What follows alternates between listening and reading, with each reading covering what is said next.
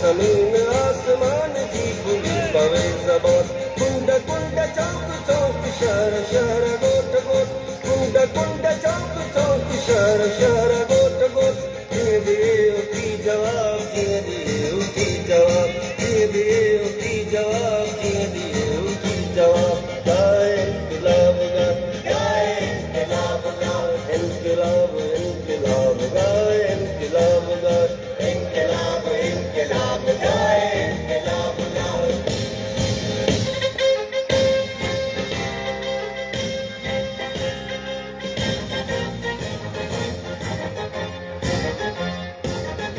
ईद दुनिया जो मशहूर भा ईद दुनिया जो मशहूर भा सोलहू पिए पयो जय सबक जिए पयो सोलहू पिए पयो जय सबक जिए पयो सो पिए पयो शराब सो पिए पयो शराब सो पिए पयो शराब सो पिए पयो शराब गाए इनकलाब गाए इनकलाब गाए इनकलाब इनकलाब गाए इनकलाब गाए इनकलाब इनकलाब गाए इनकलाब गाए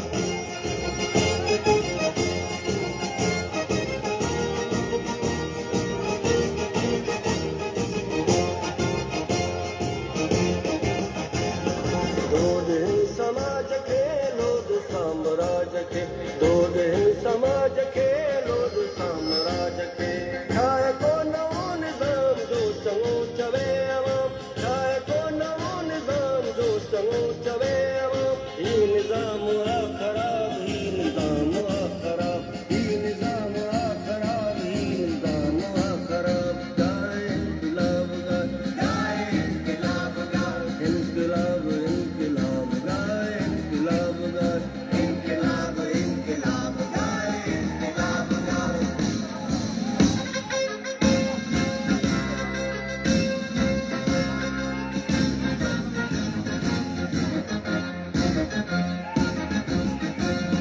गाए गाए नौजवान गाए इनकलाब गाए गाए गाए नौजवान गाए इनकलाब गाए ये जमीन आसमान की खुली पवे जबान ये जमीन आसमान की खुली पवे जबान जिंदगी उठी चवे जिंदगी उठी चवे जिंदगी उठी चवे जिंदगी उठी चवे इनकलाब इनकलाब इनकलाब इनकलाब इनकलाब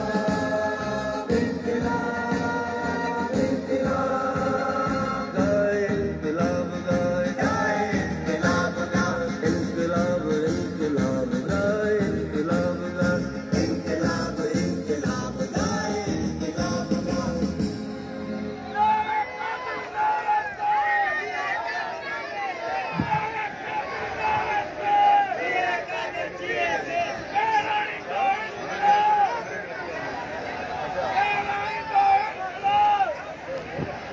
नौजवानों नौजवानों मायरू नौजवानों महिरबानी महिरबानी महिरबानी सभिनी साथियुनि जी महिरबानी हाणे ॻाल्हियूं ॿुधो तरानो थी वियो जज़्बो थी वियो जोश थी वियो नारा थी विया हाणे पंहिंजे वतन जे बाबति ऐं पंहिंजे वतन के नैसिल तामीर करण जे बाबति नई ॻाल्हि ॿुधो। भले बीठा रहनि, छॾे ॾियो, बीठा रहनि। मुंहिंजा दोस्तो साथियो, माइरूं भेनरूं, नौजवानों, स्टेज ते वेठल समूरा सिंध जी सोच, साञे, दानिश ऐं क़ौमी जज़्बे सां सरशार मुंहिंजा भाइर, दोस्त, साथी, भेनरूं, न्याणियूं, तव्हां सभिनी खे यौमे मादरे वतन मुबारक। यौमे मादरे वतन मुबारक। कंहिंखे मुबारक थोरो हथ मथे करे ॿुधायो न। माण्हू खे मुबारकबाद चइबो आहे त चइबो आहे ख़ैर मुबारक। असां इनकलाबियुनि जो ख़ैर मुबारक इहो आहे त असां पूरे जज़्बे सां हथ मथे करे इज़हार कयूं त असांखे ही मुबारक क़बूल आहे। क़बूल आहे न भाउ? ज़िंदाबाद। दोस्तो साथियो, अॼु यकीनन ही जलसो सिंध जी सियासत में नई तारीख़ रक़म कंदो। ही हज़ारनि ऐं लखनि जी तइदाद में माण्हू, ही समूरा उहे माण्हू जेके नौकरी जी दरख़्वास्त खीसे में विझी न आया आहिनि, जंहिंखे बिरयानी जी थैली जो को आसरो कोन्हे, बेनज़ीर इनकम सपोर्ट जे 5000 रुपयनि जो को हिननि खे दिलासो ऐं धोखो न ॾिनो वियो आहे। ही समूरा लखा इंसान, ही मासूम गुलनि जहिड़ा ॿारड़ा, ही न्याणियूं, ही अमड़ियूं, ही गैरतमंद नौजवान, बुज़ुर्ग, बुढ़ा अखियुनि में सिंध जी ख़ुशहाली जा ख्वाब खणी, ख़ुशहाली जा ख्वाब सजाए अॼु हिन मादरे वतन जे मैदान ते आया आहिनि।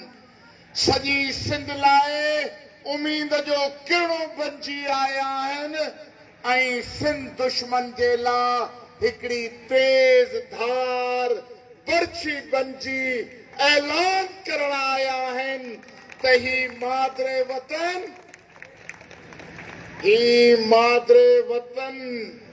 सिंध जो मादरे वतन आहे।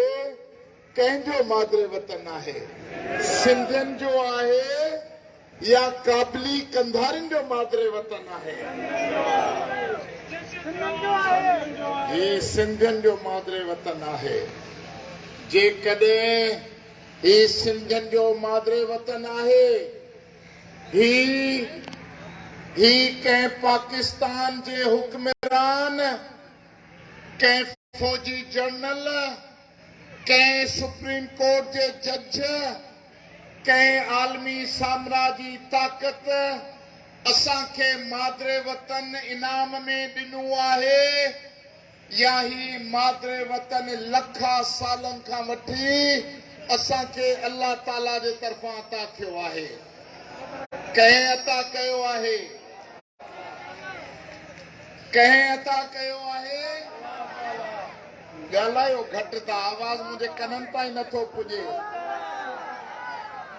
अल्लाह ताला अता कयो आहे। कंहिंजे लाइ अता कयो आहे? सिंध जे अवाम जे लाइ अता कयो आहे।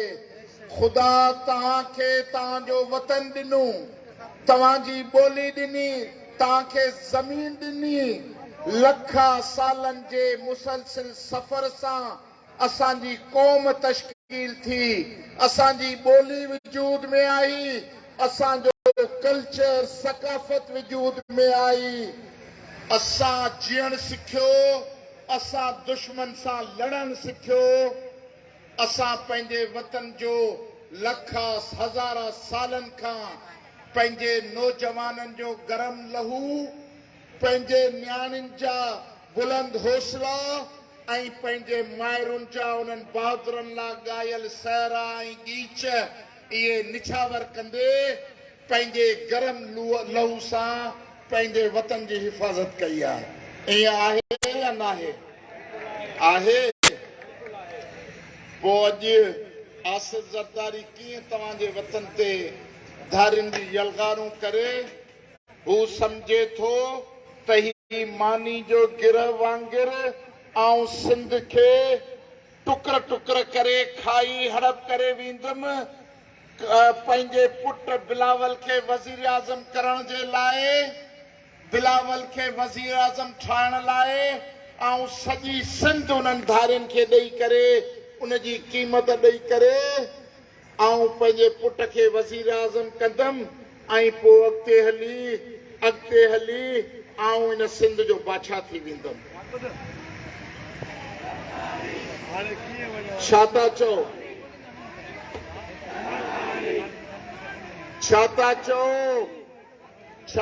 चओ त सिंध को 2-400 सिंध को 2-4 हज़ार 2-4 लख माण्हुनि जो हिकिड़ो ख़ितो आहे छा? हा 2-4 लख माण्हुनि जो ख़ितो आहे छा? सिंध करोड़ा इंसाननि जो मादरे वतन उन्हनि करोड़ा गैरतमंद इंसाननि जा ही नुमाइंदा अॼु हिन मादरे वतन जे मैदान ते ख़ुदा खे हाज़िर नाज़िर ॼाणी ऐद था कयूं त पंहिंजे वतन जी बका पंहिंजे वतन जी ख़ुशहाली ऐं हिन ग़रीब अवाम जी इज़त वक़ार जे लाइ असां पंहिंजे रत जो फुड़ो फुड़ो क़ुर्बान कंदासीं। ऐं अहिड़ा घणाई ज़रदारी आया पैदा थिया मरी विया। सिंध ज़िंदा आहे, सिंध ज़िंदा रहंदी ऐं क़यामत ताईं क़ाइमु रहंदी।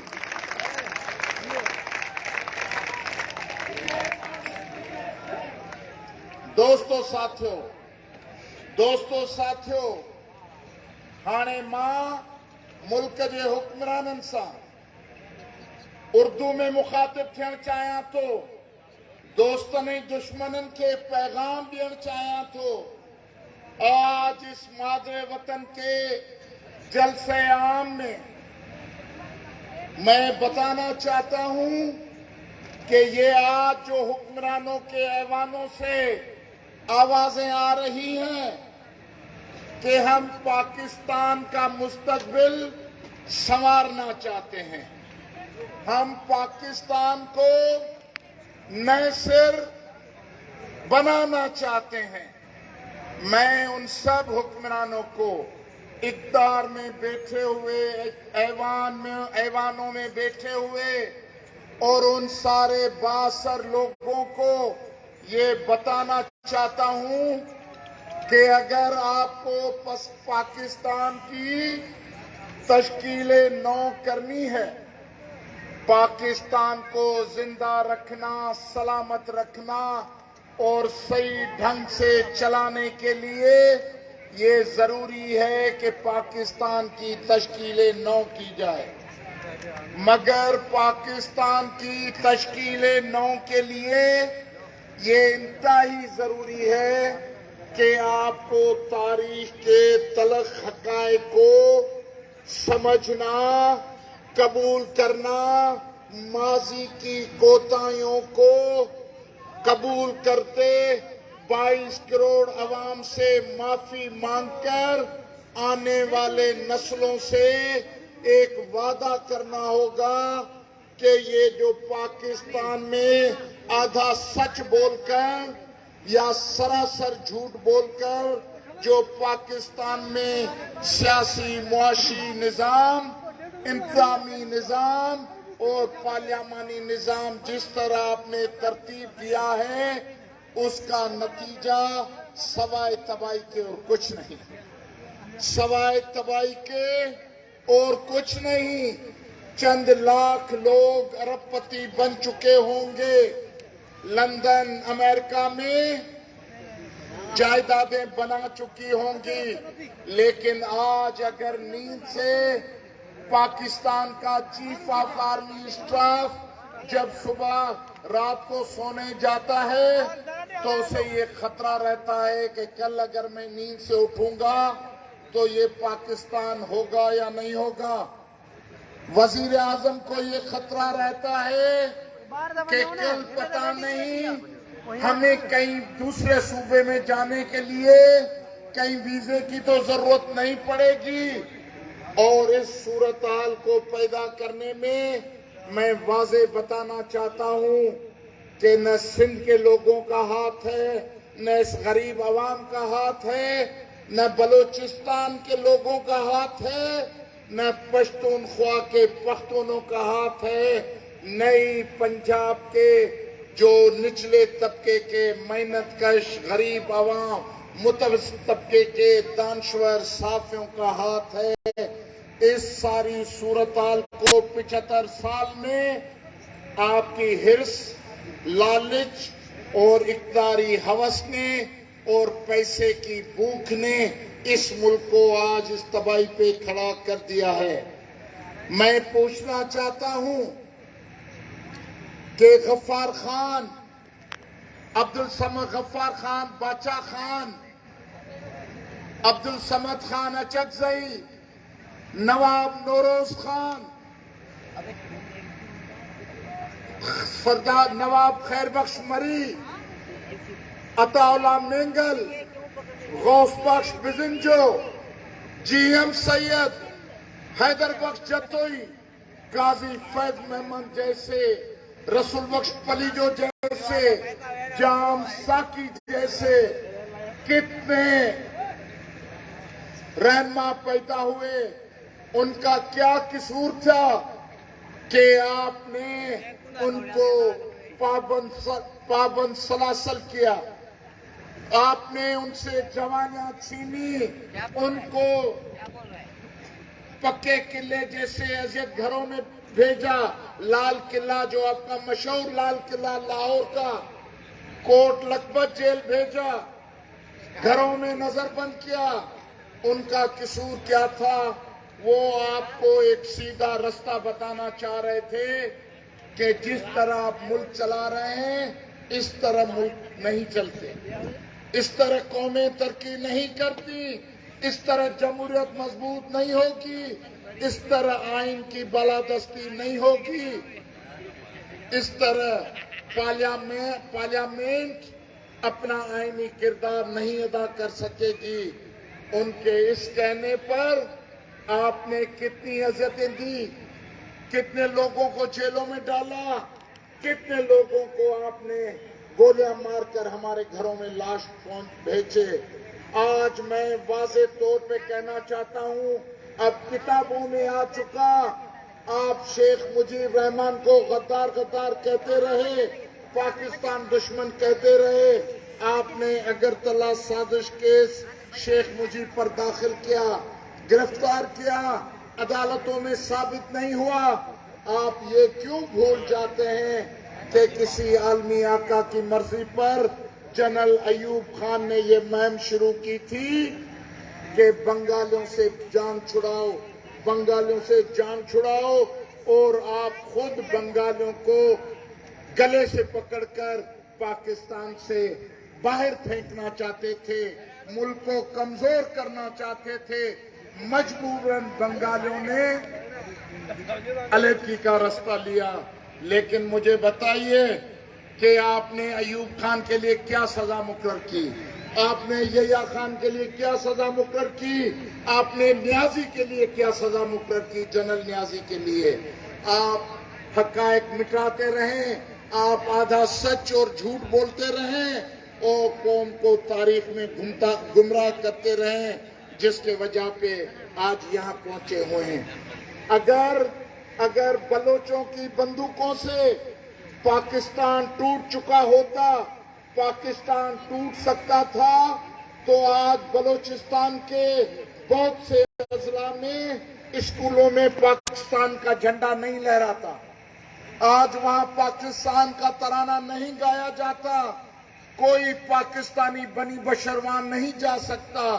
वो बलोच अपने बच्चों की कुर्बानी दे रहे हैं, उनके नौजवान शहीद हो रहे हैं, लेकिन मैं कहना चाहता हूं कि वो बलोच पाकिस्तान को नहीं तोड़ रहे हैं। ये पख्तून जो जदोजहद कर रहे हैं सूबाई खुद मुख्तियारी के लिए, इंसानी बराबरी के लिए, जिन्होंने हजारों बच्चों की कुर्बानियां दी, वो पाकिस्तान नहीं तोड़ रहे। और सिंध के लोगों ने MRD की तहरीक में 10,000 इंसानों की कुर्बानियां दी, लाशें उठाई, जेलें भरी। उनका पाकिस्तान तोड़ने का नारा नहीं था। उन्होंने कहा मार्शल्लाह मुर्दाबाद, जमहूरियत जिंदाबाद, आइन की बालादस्ती, पार्लियामेंट की बालादस्ती, दस्तूर की हुकूमत। इसके लिए आपने 10,000 लोगों को राह चलते हुए गोलियों से छन्नी कर दिया।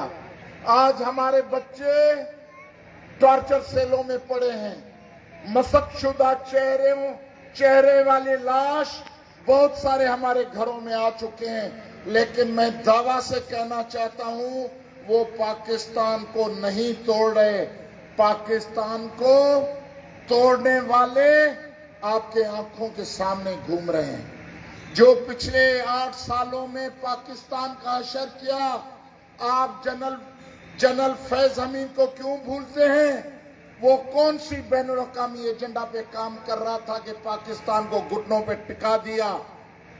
आप जनरल बाजवा को किस तरह इस जिम्मेवारी से फारिग करार देंगे कि सियासी तमाशे और सियासी लेबाटियों में तजर्बे करके आज पाकिस्तान को यहां तक कमजोर किया है कि आपको IMF के पीछे कटोरा लेकर भीख मांगने के लिए दौड़ते हैं। IMF आपको $1 देने के लिए तैयार नहीं है।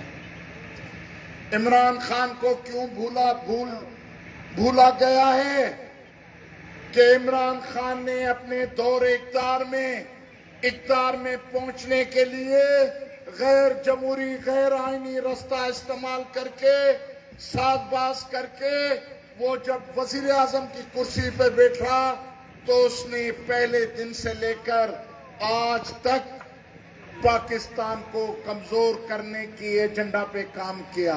मुझे हैरानी है कि ये नवाज लीग की सियासत, ये इनके रहनुमाओं की अकल कहीं सो गई है, कहीं गुम हो गई है, या वो अभी तक किसी और की एजेंडा को लेकर चल रहे हैं। इमरान खान को सिर्फ घड़ी चोर, तोशाखाना चोर करके आप खुद अपनी हैसियत को कम कर रहे हैं। इमरान खान के दौर में डॉलर दुगना हुआ। इमरान खान के दौर में शुगर माफिया से मिलकर अरबों रुपए का लूटमार की गई। गंदम का स्कैंडल था, चीनी का स्कैंडल था, डॉलर की कीमत, रुपए की कीमत गिराकर डॉलर को डबल करने की जो साजिश थी, तालिबान को यहां बिठाकर 50,000 अफगानियों को यहां आबाद किया गया। जेलों में बंद दहशतगर्दों को जेलों से रिहा करके उनको अपने घर भेज दिया गया। ये क्या आप अगर दूरबीनी न लें, खाली आंखों से डॉक्यूमेंट खोलेंगे तो इमरान खान आपको सिर्फ तोशाखाना चोर नहीं आएगा। मैं पूरी जिम्मेवारी से कहता हूं कि कम से कम 3-3.5 सालों में 2000 अरब रुपए का इमरान खान ने फ्रॉड किया है। बुशरा गोगी के जरिए, बोजदार के जरिए, पीनी के जरिए, जहांगीर तरीन के जरिए, और ये खटक बटक जितने भी उसके वजीर हैं, ये आपका सोनामी ट्री, ये आपकी मोटरवे केड़ी गाड़ी है या मोटरवे पिशावर वाली BRT, ये सारे स्कैंडल खोलें और दुनिया को, पाकिस्तान के लोगों को सच सच बताएं। अगर कोई पर्दे नशीन उस लूटमार में हिस्सेदार थे और आप उनके चेहरे पे निकाब डाल के उनका तहफ़्फ़ुज़ करेंगे तो आप पाकिस्तान को सीधे रास्ते पे नहीं ले जा सकेंगे। पाकिस्तान को सीधे रास्ते पे ले जाने के लिए आपको नए सियासी सोशल कॉन्ट्रैक्ट की जरूरत होगी। आप ये सोशल कॉन्ट्रैक्ट इमरान खान, जरदारी और शहबाज शरीफ और मौलाना फजल रहमान के साथ बैठकर नहीं किया जा सकता, वो काबिल अमल नहीं होगा। आपको 22 करोड़ अवाम के साथ उनके हकीकी नुमाइंदों से, सिंध के अवाम से, सिंध के हकीकी नुमाइंदों से, बलोच अवाम से, बलोच के बलोचिस्तान के हकीकी नुमाइंदों से, पश्तून अवाम से, पश्तून के हकीकी नुमाइंदों से और पंजाब की मिडिल क्लास रोशन ख्याल क़यादतों को बिठाकर एक नया सोशल कॉन्ट्रैक्ट करना पड़ेगा। मैं कहना चाहता हूं, आप 1 अरब डॉलर के लिए लेटे हुए IMF के पास।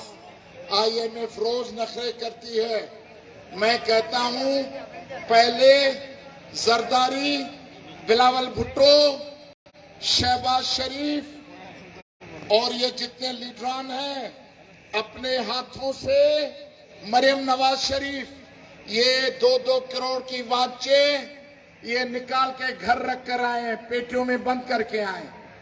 20-20 लाख का ये सूट, ये अंग्रेजी सूट जो आपने पहना है, इसको अलमारियों में बंद करें। 10-10 लाख का जूता और पर्स लेकर घूमने वालों, ये अपनी अलमारियों में बंद करें। आपने हिलाल पैसे से लिया या हराम पैसे से लिया, मेरा इससे वास्ता नहीं। गरीब आदमी इस प्रो की गोली नहीं ले सकता, गरीब आदमी 2 टाइम की रूखी रोटी नहीं खा सकता। आप करोड़ों अरबों रुपए के सिर्फ जेवरात पहन के घूमेंगे तो आप किस तरह पाकिस्तान से करप्शन खत्म कर सकेंगे। ये फर्स्ट क्लास जहाज की टिकटें, ये पूरे जहाज चार्टर कर घूमने का रवैया ये खत्म करें। अवाम की सतह पर आए, अवाम के साथ रूखी रोटी रोजी खाएं, अवामी जिंदगी इख्तियार करें और फिर कानून साजी करें। जो भी मुल्क में करप्शन करेगा, जज होगा, जर्नल होगा, ब्यूरोक्रेट होगा, सियासतदान होगा, उसे फांसी के फंदे पे लटकाया जाएगा। छाता चौक कबूला है या ना है? करप्ट माण्हू, मुआशी लुट फुरकंदड़ माण्हू, इहे चोर चकार फांसी जे फंदे ते चढ़ण खपनि या न चढ़ण खपनि। जेके चओ था हथ मथे करियो न, ओ पोयां माण्हू हथ मथे करे ॿुधायो, चढ़ण खपनि। और मैं पूरी जिम्मेवारी से कहना चाहता हूं, जनरल आसिम मुनीर साहब, क्योंकि पाकिस्तान में सबसे बाअसर आदमी आप हैं, सबसे बाअसर आदमी आप हैं। 75 सालों में आपने हजारों खानदानों के कर्जे माफ किए, बैंकों के कर्ज आपने रियायतें दी। लेकिन आज मैं कहना चाहता हूं कि पाकिस्तान में ऐसे 10,000 लोगों की लिस्ट बनाए, 10,000 जो माजी की रियायतों में लूट मार के, वो शुगर मिल माफिया हो, टेक्सटाइल मिल माफिया हो, प्रॉपर्टी टाइकोन हो, रियल एस्टेट के प्रॉपर्टी टाइकोन हो, ये रियाज मलक जैसे लोग, अब्दुल अलीम जैसे लोग, ये राजा तनवीर जो आजाद कश्मीर का सेंटोरियम का मालिक, ऐसे लोग क्यों पाल रखे हैं? 10,000 लोगों की लिस्ट बनाएं, 1,000 लोगों को कहा जाए कि आप मुल्क के खजाने में 100 मिलियन डॉलर जमा करें, 100 मिलियन डॉलर जमा करें, ये हो गए 100 बिलियन रुपए। बाकी 9,000 लोगों से 10-10 मिलियन डॉलर लेकर कौमी खजाने में जमा किए जाएं, ये 500 बिलियन डॉलर होंगे। 130 बिलियन डॉलर बैनुल-अक़वामी कर्जे जाएंगे। 350 डॉलर में आपका पाकिस्तान न सिर्फ हिंदुस्तान के मुकाबले में, न सिर्फ किसी अफगानिस्तान के मुकाबले में, लेकिन यूरोप, अमेरिका, चाइना, रशिया के साथ कंधे कंधे से मिलाकर एक बावकार इंसान, बावकार मुल्क होगा और ये मुल्क खाना जंगी से बच जाएगा। जो भी दहशतगर्द हैं उन्हें जहन्नम रसीद किया जाए। इस तरह से ये मुल्क अपनी पटरी पे चढ़ जाएगा। मुंहिंजा भाइरो दोस्तों, हाणे मां तव्हांखे सिंधी में इन जो मंतक़ थो ॿुधायां। मूंखे पंहिंजे वतन जे बाबति तमामु वॾी फिक्र आहे, छो जो सिंध मुंहिंजी माउ आहे। मूंखे हिन जी मिटी जी क़बर में दफ़न थियणो आहे। मुंहिंजे माउ पीउ जी क़बर हिन ज़मीन में मौजूदु आहे, ॾाॾे जी क़बर, ऐं असांजे ईंदड़ नस्लनि खे हिननि क़बरुनि में महफ़ूज़ थियणो आहे क़यामत ताईं। अॼु ही बिलावल टोलो ऐं ज़रदारी टोलो, इमरान टोलो, इन्हनि सभु गॾिजी ही जेको आदमशुमारी जो तमाशो कयो आहे, जंहिंजो मक़सदु इहो आहे त सिंधी ॿोॾुनि में बंदनि ते पिया आहिनि, रोडनि ते पिया आहिनि, कैंपुनि में पिया आहिनि, घर ॾेई विया, मानी जे लाइ मोहताजनि। अहिड़े वक़्त में आदमशुमारी, इहा बि डिजिटल आदमशुमारी, जंहिंजो मक़सदु इहो आहे त सिंधियुनि जे पेरनि जे हेठां ज़मीन सिरकाए, धारियुनि माण्हुनि जी ॻणप ॾेखारे, सिंधियुनि खे एथलीट में तब्दील कजे ऐं हिन वतन ते धारी हुक्मरानी क़ाइमु कजे। धारियूं वज़ीर आला आणिजे। जॾहिं धारियूं वज़ीर आला अची वियो त पाण पंहिंजे वतन तां मौन जे दड़े जे वक़्त में क़ाइमु कयल काइनाती हुक्मरानी जो हक़ उहो विञाए वेंदासीं। ऐं ॿी ॻाल्हि त जेकॾहिं हिन बैन अक़वामी नाकाबंदी में, मुआशी बर्बादी में जेकॾहिं पाकिस्तान आलमी दॿा जे करे कमज़ोर थींदो, वफ़ाक़ टुटंदो त न पंजाब खे ख़तरो आहे, न पश्तूनख्वा खे ख़तरो आहे, न बलूचिस्तान जी ज़मीन खे ख़तरो आहे। 75 सालनि खां वठी हिननि हुक्मराननि सिंध में बर्बादियूं पोखियूं आहिनि।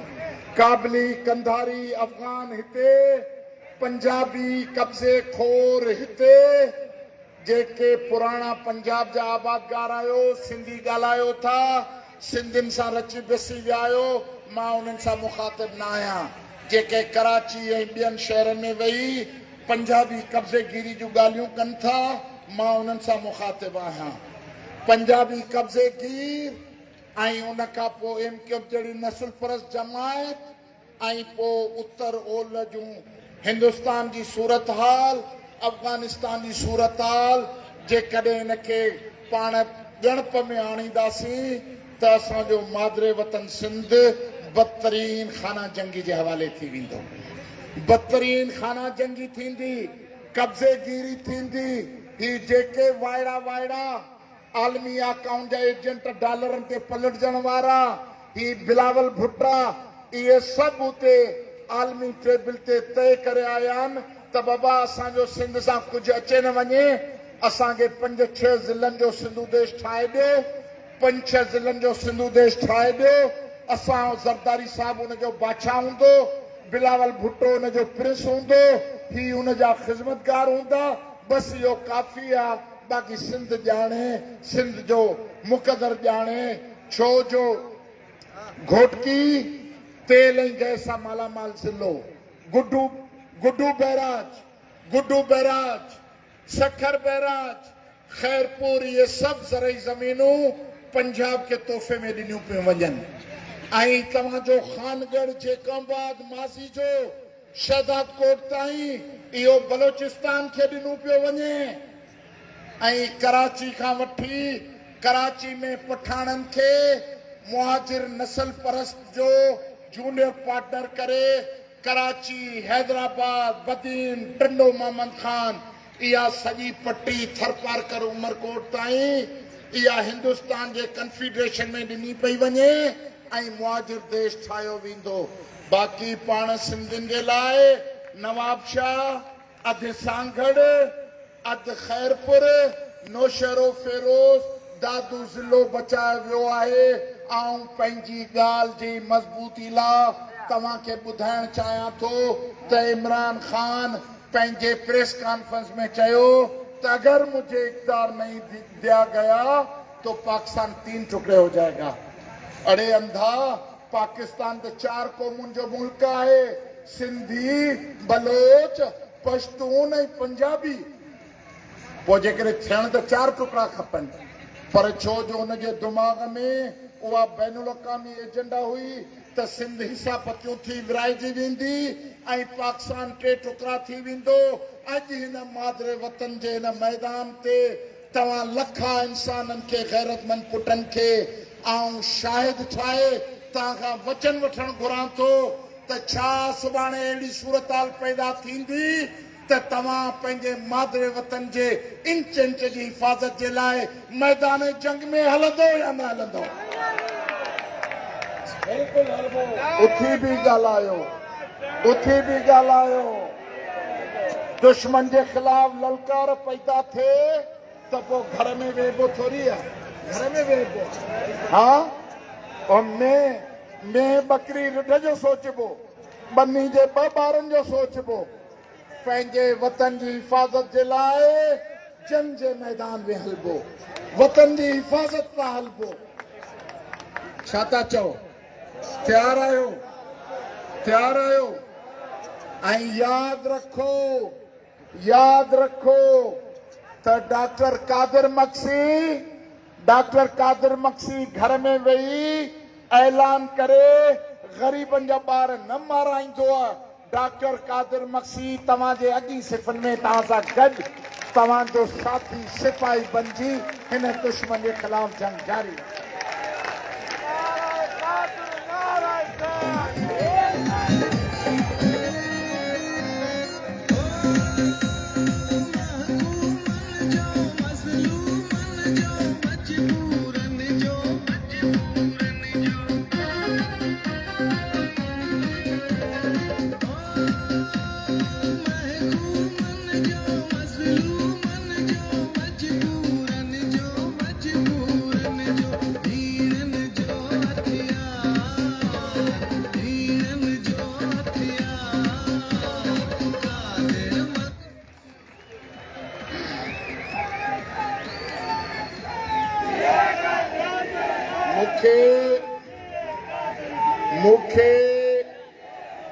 मूंखे सिंध जे न बहादुर, अॼु जे न बहादुर नौजवान जेको इंटरनेट ते वेठो आहे, जेको मीडिया ते वेठो आहे, जेको दुबई, अमेरिका, लंदन में, सऊदी में, यूरोप में जिथे जिथे वेठो आहे, मूंखे ऐं हिकु हिकु फ़र्द खे सिंध जो गैरतमंद पुट क़बूल कंदे उन्हनि मां सिंध जे बकाला वेड़ वेड़ जी उमेद रखां थो।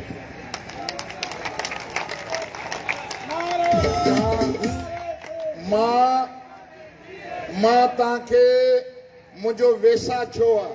अदा ही जेके नौजवान आहियो न, हाणे अचो त कतार करे पियो, वॉलंटियर जेके वॉलंटियर, मुंहिंजो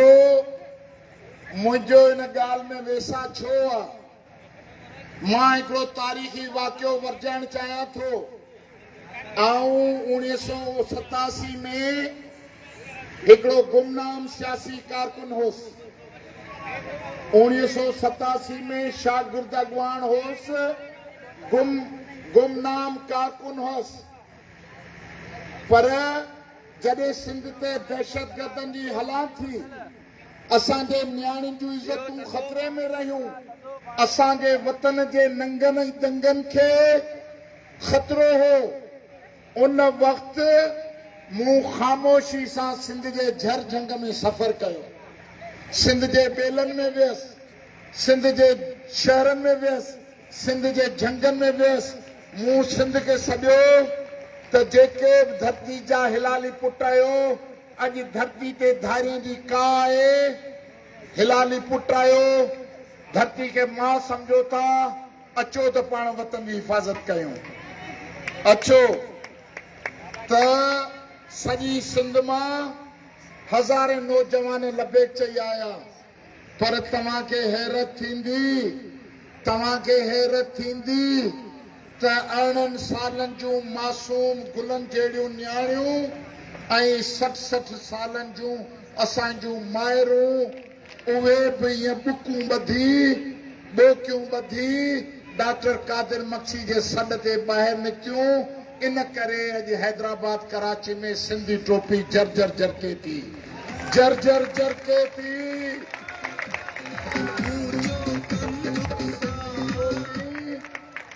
सिंधी टोपी जर्जर जरके थी। त मूंखे यकीन आहे त जॾहिं बि अहिड़ी सूरत हाल पैदा थींदी त सिंध जा नौजवान अॻिते ईंदा। आख़िरी पैगाम ॾियणु चाहियां थो। आख़िरी पैगाम ॾियणु चाहियां थो त पाण खे जीअं सिंधी दानश्वरनि अदी नूरुल हुदा शाह, इनाम शेख, इज़ार सुमरो, मुश्ताक फुल ऐं साईं अमर फयाज़ बुर्डे सभिनी ॻाल्हियूं कयूं त सिंध खे पार्लियामानी मास ते नए सियासी क़यादत ऐं नए सियासी विजन जी ज़रूरत आहे। ज़रदारी सिंध जो दुश्मन, बिलावल भुट्टो दुश्मन अवल साबित थी चुका आहिनि। पीपल्स पार्टी भुट्टे जी बेनज़ीर साहिबा सां गॾु दफ़न थी वई। हाणे ज़रदारी लीग जेका सिंध खे फुरे पई, असांजूं इज़तूं ताराज थियनि पयूं, असांजा बच्चा मरनि पिया, असांजा न्याणियूं ॿार ॿुढा ॿोॾुनि में दरबदरनि। ही पंहिंजूं ज़मीनूं फार्म कुदरती लंघ बंदि कयो, फार्म आबाद कयो वेठा आहिनि। ही रियाज़ मलक सां बहरिया पिया ठाहिनि, ज़ुल्फ़कार आबादूं पिया ठाहिनि। सॼी सिंध जी ज़मीन जो विकिरो तीनवाल नीलाम लॻो पियो आहे। का तरक़ी कान्हे, का डेवलपमेंट कोन्हे। जेकॾहिं कंहिं शइ जे लाइ 100 अरब रुपया निकिरनि था, 90 अरब हरामखोर खाई वञनि था। 10 अरबनि जो मिड़ई चुन छटियो, कचो पको मिटी खे सीमेंट खे ऊंधो कयो ऐं असांजी बर्बादी जो सामान कठो कनि पिया। मुंहिंजो पैगाम आहे त जागीरदार सियासत नाकाम थी वई आहे। इन सां मुतफ़िक़ आहियो या न आहियो? त जागीरदार सियासत मुकमल नाकाम थी वई आहे। जागीरदार सियासत ज़रदारी लीग जी हुजे, जागीरदार सियासत मुस्लिम लीगुनि जी हुजे, जागीरदार सियासत PTI जी हुजे, जागीरदार सियासत मुर्दाबाद, इनकलाब जिंदाबाद।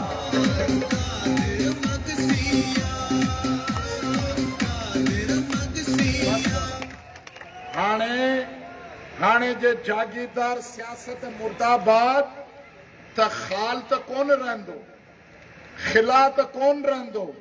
असां जागीरदारनि खे रद्द करे छॾियोसीं त पोइ उनजो मुतबादिल ॾियणो पवंदो न। मुतबादिल छा आहे? पढ़ियल गढ़ियल इंजीनियर, डॉक्टर, वकील, दानश्वर, उस्ताद, विचोले तबके जा आबादकार, हारी, मज़दूर, माइरूं, भेनरूं, जुरतुनि सां भरियल नौजवान, उहे पाण पार्लियामानी माज़ ते हिननि जो मुक़ाबिलो करे सिंध खे नई क़यादत ॾींदासीं। छा था चओ? ॾींदासीं। मूं गुज़िरियल 2 सालनि खां कोशिश कई त सिंध में क़ौम परस्तनि जो पार्लियामानी महाज़ ठहे, पर अहिड़ा पर्दे नशीन आहिनि जेके हाकमनि जी एजेंडा खणी हलण वारा आहिनि। उन्हनि खे STP डॉक्टर कादिर मक्सी जे तरफ़ां कयल कोशिशूं क़बूल न पयूं ऐं उहो क़ौम परस्तनि जो पार्लियामानी महाज़ ठाहिण न ॾिनऊं। संजीदा न थिया, रुकावट विधऊं, पर मुंहिंजो अज़म ज़रे बराबर बि कमज़ोर न थियो आहे। हाणे मां हालतुनि खे ॾिसंदे पंहिंजी स्ट्रेटेजी तब्दील कई आहे। मां सियासी पार्टियुनि ते नथो भाड़ियां।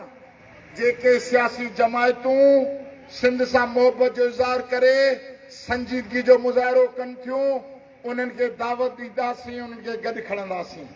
बाक़ी जंहिंखे जीटीए जे वॾेरनि सां सियासत करणी आहे, पीटीआई जे रहज़ननि सां सियासत करणी आहे, एमक्यूएम जे दहशतगर्दनि सां सियासत करणी आहे, उहे डॉक्टर कादिर मक्सी तरफ़ां आज़ाद आहिनि। आज़ाद आहिनि, उहे आज़ाद आहिनि।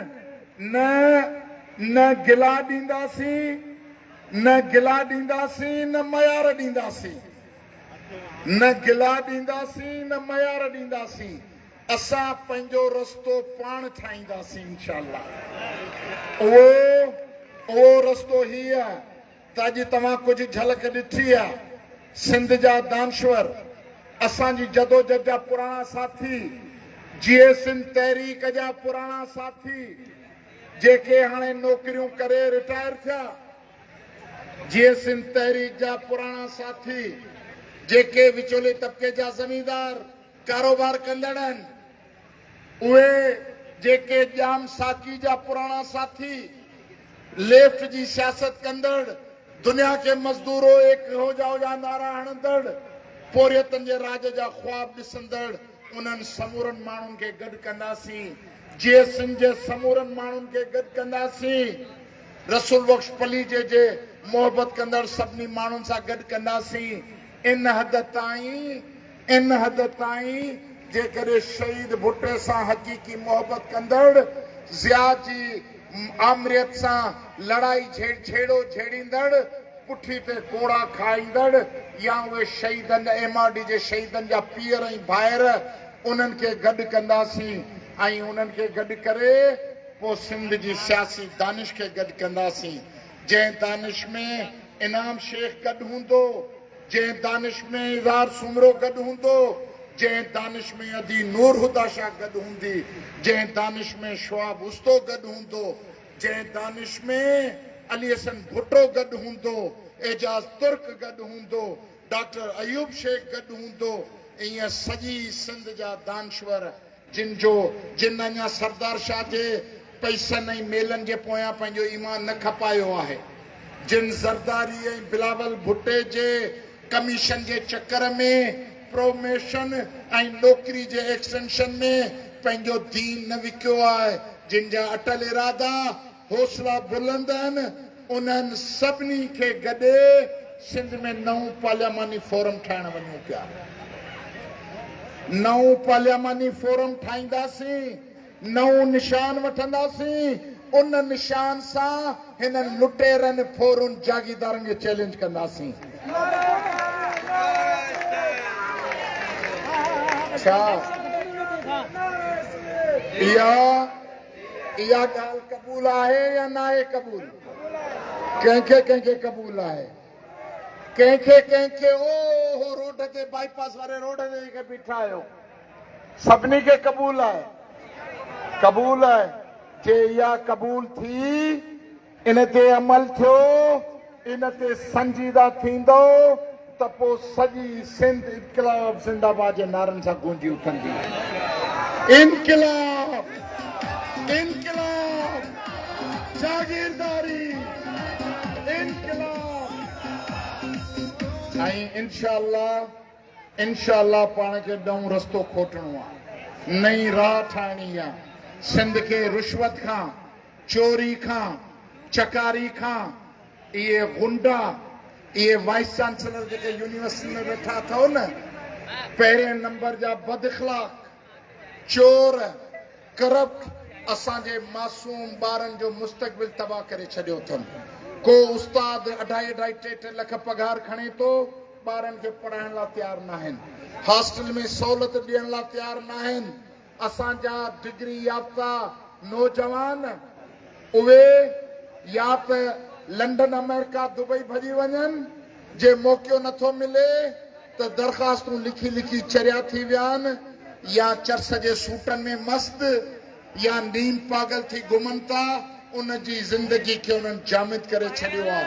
ए नौजवानो, अॼु डॉक्टर कादिर मक्सी हिन मादरे वतन जे मेड़ ते बि तव्हां सां वाइदो करे थो, असीं तव्हांजे मुक़दर जूं नऊं रोशन राहूं खोलींदासीं, नयूं रोशन राहूं खोलींदासीं। तव्हांजे हिम्मतुनि जी, जुरतुनि जी, गैरतुनि जी ज़रूरत आहे। हलो था डॉक्टर कादिर मक्सी साहब इनकलाब ला केर केर हलो था केर केर हलो था अदा नौजवान बि हलो था इन करे ईमानदारी सां चवां थो ईमान लाइ चवां थो मां 2-3 साल बीमारी में रहियो आहियां तव्हांखे ख़बर आहे मूंखे सख़्त तकलीफ़ हुई अञा ताईं मुंहिंजी उन मां निजात न थी आहे पर 50% आऊं उन मां कवर कयो आहे अलाह में उमीद आहे कवर करे वेंदुमि अलाह में उमीद आहे पर आऊं 2-3 सालनि खां इहो सम्झंदो हुउमि त हाणे असीं पोड़ा थी विया आहियूं मुंहिंजा 80 जा साथी उहे पोड़ा थी विया आहिनि असांजी पार्टी त रुॻो पोड़नि जी पार्टी थी वई आहे पर अॼु हिन मादरे वतन जे मेड़ में तरक़ी पसंद हाउस खां वठी ही 2 कंदड़ नौजवाननि जा चेहरा ॾिसी ही मोहम्मद साईं जी क़यादत में ही सन्या ऐं सेलनी जी क़यादत में ही मासूम ॿार ऐं ही नौजवान ॾिसी मुंहिंजो ईमान पुख़्तो थी वियो आहे त डॉक्टर सुमार पंहिंजी पार्टी पोड़नि जी पार्टी नाहे ॼाम पता सॼी सिंध जा नौजवान पंहिंजो असासो आहिनि पाण सां गॾु ऐं इन ई करे अॼु असां बाज़ाब्ता नौजवान महज़ जो इब्तिदा कयूं पिया ही नौजवान फ्रंट जेको ही शर्टूं जेके आहिनि नौजवाननि जूं तरक़ी पसंद नौजवान विंग इहे अॼु जल्दी जल्दी में हिननि खे पारायूं अथऊं ईंदड़ मादरे वतन ते इंशाअल्लाह 2000 नौजवान तव्हांखे हिन मादरे वतन जूं ख़िदमतूं सरअंजाम ॾींदे नज़र ईंदा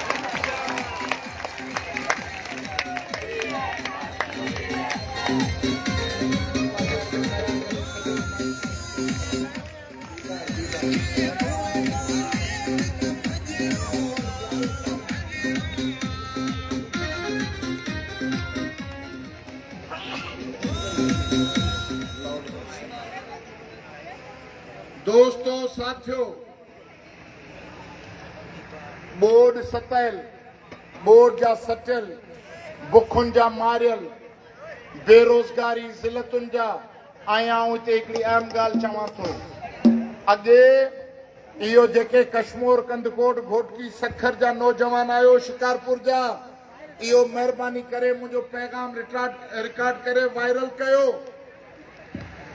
त ही सिंध में हिकिड़ो दौर हो धाड़ेल ओ फुल माछी खां वठी अञा उन खां अॻे हुर तहरीक जा शानदार किरदार रहिया पर जदीद दौर जा परू चांडियो जॾहिं मारियो वियो त 5000 अजरकूं माण्हुनि विधियूं इन जे करे विधियूं तो समाज जे जबर जे करे धाड़ेल थियो हो वडेरन पुलिस जे जुल्मन जे करे धाड़ेल थियो हो हुन कदे के न्याणी जे मथे ता रो न लाथो भले करोड़े रुपया हुनन रोड ते फुरिया हुजन के न्याणी सामू अची वई नजर पइजी वई न्याणी ते उहे करोड़े रुपयनि जी फुर उन जे पेरनि में फिटी करे उन जे मथे ते हथ रखे माफ़ी वठी हलिया वेंदा हिकिड़ो इहो धाड़ेलनि जो दौर हो ऐं ॿियो अॼु मां कंदकोट ऐं कश्मीर में ॾिसां थो सिंधी नौजवाननि खे कंहिंजे खीसे में कहिड़े एजेंसी जे मेजर जो कार्ड आहे कहिड़े एजेंसियुनि जे कैप्टन जो कार्ड आहे कहिड़े DSP SP जो कार्ड आहे ऐं उन्हनि जे कार्डनि ते असांजा नौजवान गभरू पुट जेके सिंध जा बहादुर पुट थी सिंध जी हुरमत ऐं इज़त असमत लाइ विढ़नि हा उन्हनि खे कबाइली दुश्मनियुनि में गजर मूरी वांगुरु पोहनि था अफ़सोस आहे ऐं ॿियो मासूम माण्हुनि खे पकड़े नीअर हणी ऐं ख़ासि तौर ते हिंदू बिरादरी जे वापारियुनि खे अगवा करे नीअर हणी तशदुद करे ऐं उन्हनि सां गंदियूं गंदियूं फिल्मूं ठाहे ऐं वुडो ते चाढ़नि था ए जवानो इहा जवान मर्दी नाहे इहा जवान मर्दी नाहे जवान मर्दी तव्हांजी तॾहिं लेखबी जॾहिं सिंध जे दुश्मननि सां मुछ खे वट ॾेई अख अख में मिलाए पंहिंजे वतन जा मुहाफ़िज़ थी विढ़ंदो त पोइ ख़बर पवंदी इन करे महिरबानी करे ये जेका बि धाड़ेल खानी नाले में सिंध में थे पियो इहो बंदि कयो। ऐं आउं ॿुधाइण चाहियां थो इहो धाड़ेल न पिया कनि, इहे ज़रदारी जेके धाड़ेल विहारिया आहिनि उते सरदार कबाइली सरदार जिन खे MP MN करे इन्हनि ज़िलनि में विहारियो वियो आहे। चङा भला SP सां मुंहिंजी ॻाल्हि ॿोल थी हुई जेके पंहिंजी ज़िंदगी जा अहल ऑफिसर हुआ, रुश्वत न वठंदा हुआ, ॾाढ जाॾो न झुकंदा, पर ज़रदारी जो इक़्तिदार ऐं मुराद अली शाह जी वज़ारत आला उन्हनि जे नक में नोड़ विझी उन्हनि सरदारनि ऐं वॾेरनि जे पेरनि ते झुकाए छॾियो त जेको मुंहिंजो MP MN चवंदो उहो थींदो। जंहिंखे ई चवनि ॿध उनखे ॿध, जंहिंखे ई चवनि उनखे छॾ उनखे छॾ। तव्हांखे पघार इन जी मिले थी जे पोस्ट ते वेहणो अथव त असांजी हुक्मरानी कयो। ज़रदारी बाइज़त बावकार ब्यूरोक्रेसी खे या सिंध मां भॼण ते मजबूर करे छॾियो या ज़लील रुसवा करे भाड़ियो करे पंहिंजे औताक जो मुलाज़िम ठाहे छॾियो आहे। ऐं कश्मीर कंदकोट जे घोटकी वासियुनि जे इन ॾुख में बराबर जो शरीक आहियां। यादि रखो जॾहिं सिंध जाॻंदी ऐं सिंध में नओं पार्लियामानी सफ़र जो आगाज़ थींदो त सिंध जेका आहे उन में इन क़िस्म जो को अज़ाब न हूंदो। धाड़ेल खानो जे अज़ाबनि जा मारियल आहियो, ॿियनि ते अज़ाब न कयो। जे पैसो तव्हांजो मक़सदु आहे, पैसो तव्हांजो मक़सदु आहे त पोइ तव्हांखे दुनिया जी रुसवाई खां को बि नथो बचाए सघे। ऐं मुंहिंजा भाइरो दोस्तो, हाणे वक़्तु अची वियो आहे नवनि इरादनि नवनि हौसलनि सां मादरे वतन जो अहद वरजाइजे या न वरजाइजे? कहिड़ा कहिड़ा चओ था वरजायूं मादरे वतन जो अहद? ऐ मादरे वतन, आवाज़ नथो अचे मुंहिंजा भाउ। ऐ मादरे वतन, असांखे कसम आहे मींहं वसण खां पोइ पैदा थींदड़ तुंहिंजी मिट्टी जे महक जो